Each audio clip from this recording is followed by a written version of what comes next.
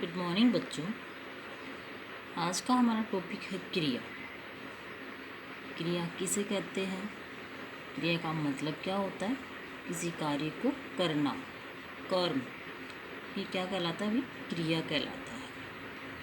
तो देखते हैं, मूल भाषा के धातु रूप में ना पड़ते जोड़ने से बना शब्द क्रिया कहलाता है। हमारी जो मूल भाषा है, कौन सी है मूल भाषा? संस्कृत भाषा है हमारी मूल। और उसमें धातु, भाषा के जो धातु हैं उनमें हम क्या जोड़ देंगे? ना प्रत्यय जोड़ देंगे, तो उनसे हमारी क्या बनेगी? क्रिया बनेगी। क्रिया का मूल रूप क्या कहलाता है? धातु कहलाता है। क्रिया का मूल रूप ही क्या कहलाता है? धातु कहलाता है। जैसे पढ़, ये पढ़ क्या है भाई? धातु है। और इसमें हमने क्या जोड़ा? ना जोड़ा, तो ये क्या बन गया? पढ़ना बन गया। और यहाँ ये क्या बन गया? क्रिया बन गया। ये तो यहाँ पढ़ तो क्या है? धातु है। और इसमें ना जोड़ने से ये क्या बन गया? क्रिया बन गया। तो क्रिया के मूल रूप में हमने क्या जोड़ दिया? क्रिया का जो मूल रूप है वो क्या है? धातु है। तो पढ़ इसका धातु है और इसमें हमने ना जोड़ा, तो ये क्रिया बन गया। तो मूल भाषा कौन सी है? अभी मैंने आपको बताई थी, मूल भाषा कौन सी है? संस्कृत है मूल भाषा। तो अब देखते हैं हम क्रिया की परिभाषा। वह शब्द जो किसी कार्य का होना या करना बताता है उसे क्रिया कहा जाता है। तो क्रिया किसे कहेंगे भाई? कार्य को ही, काम को ही हम क्या कहेंगे? क्रिया कहेंगे। जैसे आप जैसे पढ़ रहे हैं, तो वो आपकी क्या कर रहे हो? आप क्रिया कर रहे हो पढ़ने की। तो जो कार्य का होना या करना बताते हैं जो शब्द, वो क्या कहलाते हैं? क्रिया कहलाते हैं। जैसे राम पुस्तक पढ़ता है। आप अपने लिए ले लो, मैं पुस्तक पढ़ता हूँ या मैं क्रिया पढ़ रहा हूँ। तो आप क्या कर रहे हो? क्रिया कर रहे हो। किसकी? पढ़ने की क्रिया कर रहे हो। और किसको पढ़ रहे हो? पुस्तक को पढ़ रहे हो। तो यहाँ राम तो क्या है? करता है। करता यानी काम को करने वाला। पुस्तक यहाँ पर क्या है? कर्म है कि कौन सा काम कर रहा है। और पढ़ना यहाँ क्या हो रही है? पढ़ता है, क्रिया हो रही है। अब हम देखते हैं कि क्रिया के कितने भेद होते हैं। तो कर्म के आधार पर क्रिया के भेद 2 होते हैं भाई। कर्म यानी काम के आधार पर क्रिया के 2 भेद होते हैं। कौन कौन से होते हैं? सकर्मक क्रिया और अकर्मक क्रिया। तो अकर्मक का मतलब कर्म रहित यानी जिसमें काम तो होता है लेकिन उस काम को करने वाले का सीधा प्रभाव कर्ता पर पड़ता है।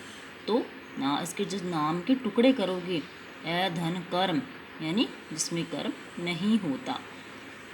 दूसरा है सकर्मक, कर्म सहित। नाम से ही पता चल रहा है कि कर्म सहित। तो इसमें क्या क्या होता है भाई? कर्ता, कर्म और क्रिया।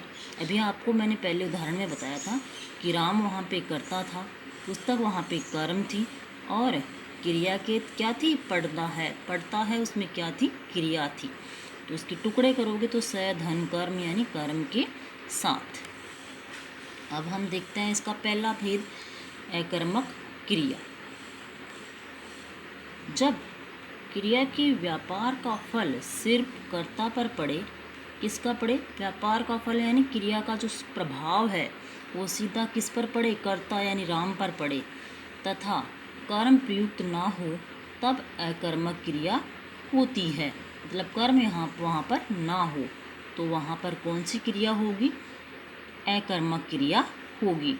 कुछ शब्द हैं जो हमेशा ही अकर्मक क्रिया में गिने जाते हैं। कौन कौन से हैं? चलना, सोना, उठना, रोना, नहाना, हंसना, उड़ना, अकर्मक क्रिया होती है। इन शब्दों में क्या होती है भाई? अकर्मक क्रिया होती है। इन शब्दों में सदैव ही क्या होती है? अकर्मक क्रिया होती है। उदाहरण देखते हैं, जैसे पतंग उड़ रही है। तो यहाँ पतंग है वह उड़ तो रही है, लेकिन इस उड़ने का सीधा प्रभाव किस पे पड़ रहा है भाई? पतंग पे पड़ रहा है, कर्ता पर पड़ रहा है। कर्ता कौन है यहाँ पर? पतंग है। और इसका उड़ने का प्रभाव सीधा क्या किस पे पड़ रहा है? पतंग पे पड़ रहा है। ये क्रिया जो कर रहा है उस क्रिया का सीधा प्रभाव किस पे है? पतंग पे है। इसलिए यहाँ पर कौन सी क्रिया है? अकर्मक क्रिया है। दूसरा है पक्षी आकाश में उड़ते हैं। तो यहाँ पक्षी करता है, आकाश में यहाँ कारक है भाई, ये अधिकरण कारक के अंतर्गत आएगा। में आकाश में उड़ते हैं, उड़ने की यहाँ पर क्या कर रहे हैं? ये क्रिया कर रहे हैं। तो ये उड़ने का सीधा प्रभाव किससे पड़ रहा है? पक्षी पे पड़ रहा है। यहाँ आकाश का अधिकरण कारक के रूप में जोड़ा गया शब्द है। तो पक्षी आकाश में उड़ते हैं, इसमें कौन सी क्रिया हुई? अकर्मक क्रिया हुई।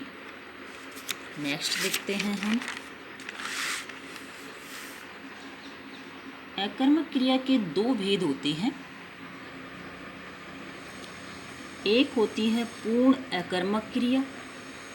पूर्ण, इसमें पूरा अर्थ प्रतीत होता है। इसमें क्रिया का प्रभाव व फल पूरी तरह कर्ता पर समाप्त हो जाता है। मतलब क्रिया का जो प्रभाव है वह पूरी तरह कर्ता पर ही समाप्त हो जाता है, कर्ता पर ही इसकी पूर्ति हो जाती है। जैसे विद्यार्थी बैठा है, तो विद्यार्थी क्या कर रहा है? सीधा प्रभाव, बैठने का सीधा प्रभाव किस पे पड़ रहा है भाई? विद्यार्थी पे पड़ रहा है। तो पूरा अर्थ यहाँ पर हमें प्राप्त हो रहा है। दूसरा है पेड़ से पत्ता गिरता है।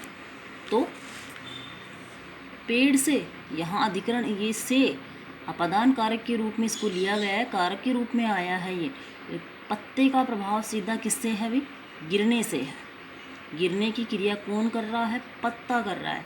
तो यहाँ पर सीधा प्रभाव पत्ते का किस प्रभाव?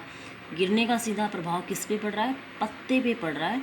इसलिए यहाँ पर भी पूर्ण अकर्मक क्रिया है। नेक्स्ट है आपकी अपूर्ण अकर्मक क्रिया।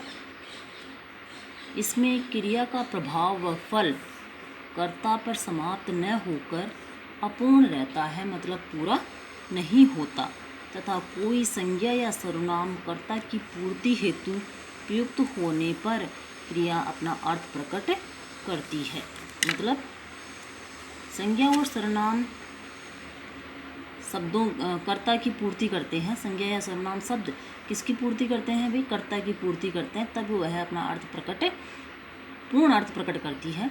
तब वहाँ पर क्या होती है? अपूर्ण अकर्मक क्रिया होती है। जैसे साधु चतुर निकला, तो ये है भाई चतुर, चतुर है वह उद्देश्य पूर्ति के लिए प्रयुक्त हुआ शब्द है। वैसे निकलना क्रिया है यहाँ पे, और साधु है वो क्या है भाई?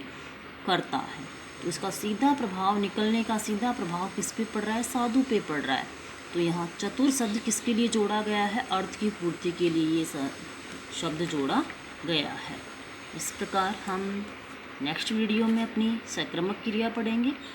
आपको जो हिंदी की व्याकरण की जो नोटबुक है उसमें आपको ये सारे नोट्स उतारने हैं, और जो क्वेश्चन दिए हुए हैं वो भी आपको उसी नोटबुक में करने हैं। Thank you.